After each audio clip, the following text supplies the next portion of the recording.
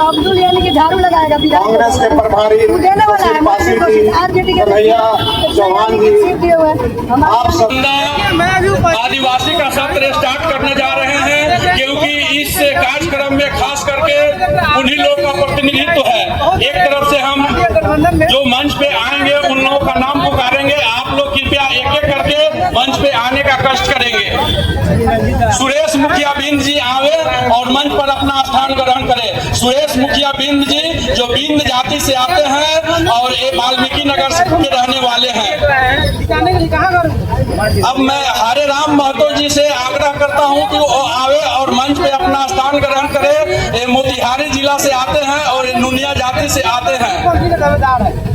अब मैं विद्यानंद राम जी से आग्रह करता हूं कि आप भी आए और अपना मंच पे स्थान ग्रहण करें। ये मोतिहारी के पिपरा सहनी जी से आग्रह करता हूं कि आप भी आए और अपना स्थान ग्रहण करें। पप्पू सहनी जी महागठबंधन के समर्थन में आए हैं, अभी देख रहे हैं कि प्रधान जी महागठबंधन का एकदम पीछे पर।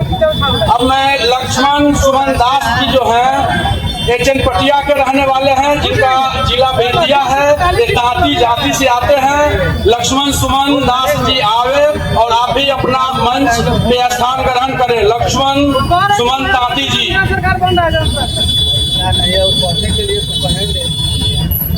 मैं आप रामेश्वर शाह जी मोतिहारी के रहने वाले हैं और तेली जाति से ही आते हैं और जिनका अन्नपूर्णा होटल है, वो आवे और अपना मंच पे स्थान ग्रहण करें। रामेश्वर शाह जी। किसको मैं राकेश बेलदार से आग्रह करता हूं कि वो आवे और मंच पे अपना स्थान ग्रहण करें। ये नालंदा जिला के हरनौत विधानसभा के रहने वाले हैं और अति पिछड़ा के बेलदार जाति से आते हैं। हम लोग वोट दीजिए। अब मैं डॉक्टर गौतम कुमार जी से आग्रह करता हूं कि वो आवे और मंच पे अपना स्थान ग्रहण करें। ये रक्सौल के रहने वाले हैं और गारू जाति से बिलोंग करते हैं। अभी जो है इसी तरह अब मैं राम अयोध्या गुप्ता जी से जो सरपंच साहब हैं उनसे भी आग्रह करता हूँ कि आए और अपना मंच पे स्थान ग्रहण करें। आपको पता नहीं। मैं एसपी शर्मा जी से आग्रह करता हूँ कि वो आए और अपना मंच पर स्थान ग्रहण करें। ये लोहार जाति से आते हैं एसपी शर्मा जी। इसका कोई वो नहीं है, उनका भी वही हाल होगा जो। अब मैं करुण सिंह पिंटू जी से आग्रह करता हूँ कि वो आए और मंच पे अपना स्थान ग्रहण करें। ये भी अति पिछड़ा के चौहान जाति नुनिया जाति से आते हैं। अब मैं राजेश रंजन जी से आग्रह करता हूँ कि वो आए और अपना मंच पे स्थान ग्रहण करें। ये शेड्यूल कास्ट में रविदास समाज से आते हैं। और जन सुरक्षा चिल्ला रहे हैं कि हम युवा के लिए बहुत कुछ करने वाले हैं फैक्ट्री। अब मैं हजारी शर्मा जी से आग्रह करता हूं कि वो भी आए और मंच पे अपना स्थान ग्रहण करें। ये हजारी शर्मा जी अति पिछड़ी की बढ़ई जाति से आते हैं। अब मैं ब्रिज किशोर चौहान जी से आग्रह करता हूं कि आए, वाल्मीकि नगर के रहने वाले हैं, आए और अपना स्थान ग्रहण करें। किसको वोट दे रहे हैं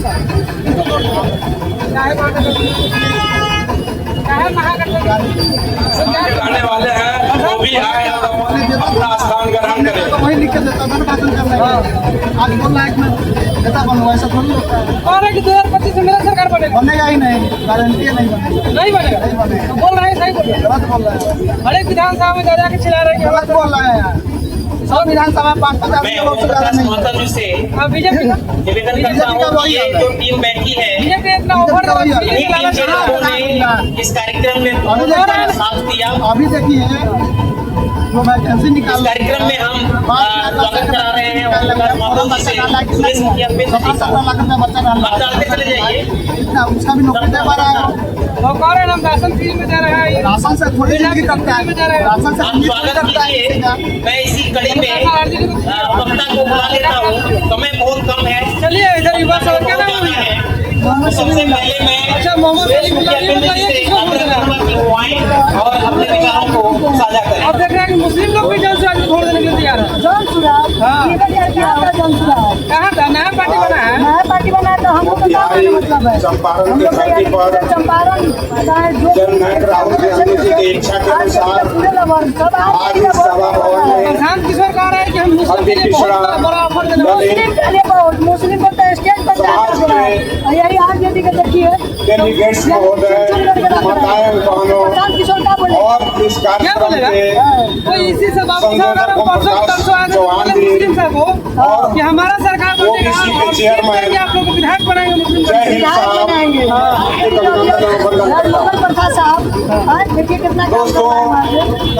राहुल गांधी जी उसमें खाली मुस्लिम से खूब पहले कुछ भी कहा करते थे तो इस देश के जो मीडिया थे, जो पेड मीडिया थे, वो उस बात को बतंगड़ बना करके मजाक उड़ाया करते पैसा थे। पर बहुत लेकिन पैसा पे सब आता है। यह चंपारण के सभी बुद्धिजीवियों की तरफ से मैं धन्यवाद देना चाहता हूँ राहुल गांधी जी को कि राहुल गांधी जी कभी टिके नहीं, कभी डरे नहीं, निरंतर नरेंद्र मोदी के कुकृत्यों का पर्दाफाश करते रहे। और कहा गया ना कि 1000 रुपया लीजिए चंपारण में एक कहावत है कि चोरनी हुई है थिया गलगल हुई है। कुछ नहीं है। इसका मतलब हुआ कि चोरी कर लीजिए, खूब चिल्ला चिल्ला करके बोलिए तो लोगों का कंफ्यूजन भंग हो जाता है कि भाई यह चोर है कि नहीं है।